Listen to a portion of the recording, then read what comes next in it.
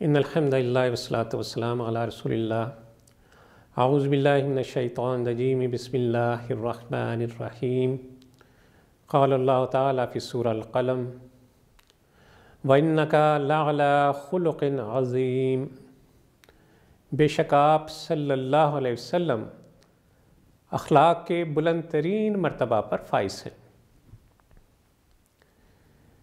رسول اللہ صلی اللہ علیہ وسلم اخلاق حسنہ کا کامل نمونہ تھے۔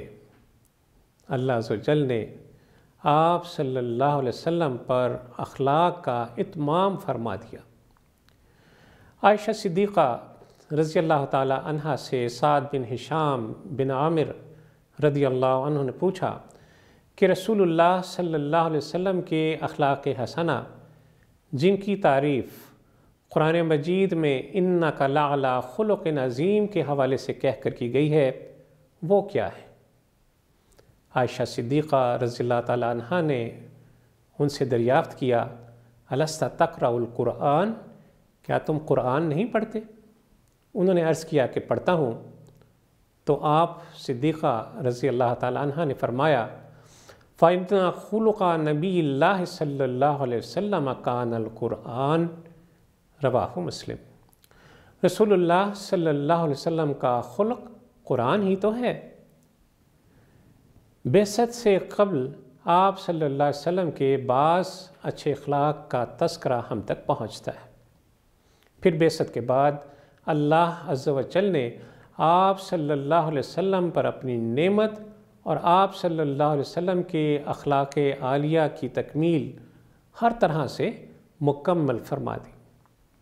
آپ صلی اللہ علیہ وسلم پر پہلی وحی نازل ہوئی، آپ صلی اللہ علیہ وسلم گھبرا گئے، خوف زدہ ہو گئے، گھر تشریف لائے، خدیجہ رضی اللہ تعالیٰ عنہ سے کہا کہ لقد خشیت علی نفسی، کہ مجھے اپنی جان کی ہلاکت کا اندیشہ ہے۔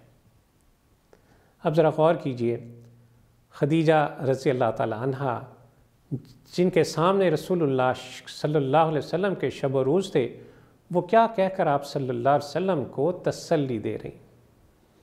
قالت لہو خدیجہ کلا ابشر فواللہ لا یخزیک اللہ ابدا واللہ انک لتصل الرحم وتصدق الحدیث وتحمل الکل وتکسب المعدوم وتقری الضیف وتعین علی نوائب الحق۔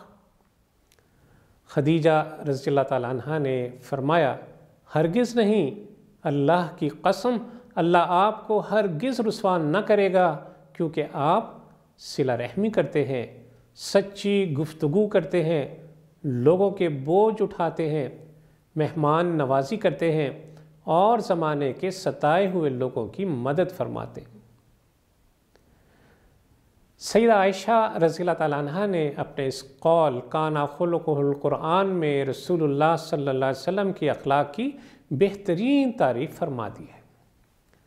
صاحب تفہیم القرآن خلقہ القرآن کے یہ معنی بیان کرتے ہیں کہ رسول اللہ صلی اللہ علیہ وسلم نے دنیا کے سامنے محض قرآن کی تعلیم ہی پیش نہیں کی تھی، بلکہ آپ صلی اللہ علیہ وسلم نے خود ان تعلیمات کا مجسم نمونہ بن کر دکھا دیا تھا۔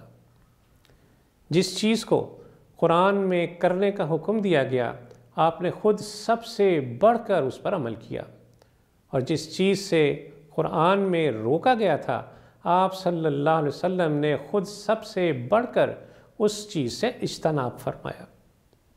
جن اخلاقی صفات کو اس میں فضیلت قرار دیا گیا، سب سے بڑھ کر آپ صلی اللہ علیہ وسلم کی ذات ان صفات سے متصف تھی، اور جن صفات کو قرآن میں ناپسند ٹھہرایا گیا، سب سے زیادہ آپ صلی اللہ علیہ وسلم کی ذات ان سے مبرہ تھی، ان سے پاک تھی۔ اللہ عز و جل سے دعا ہے کہ وہ ہمیں رسول اللہ صلی اللہ علیہ وسلم کے خلق کی بہترین پیروی کرنے کی توفیق عطا فرمائے۔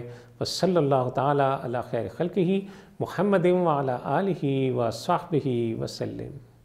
اللہم صلی علی سیدنا محمد وعلى آلہ وصحبہ وسلم اللہم صلی علی سیدنا محمد وعلی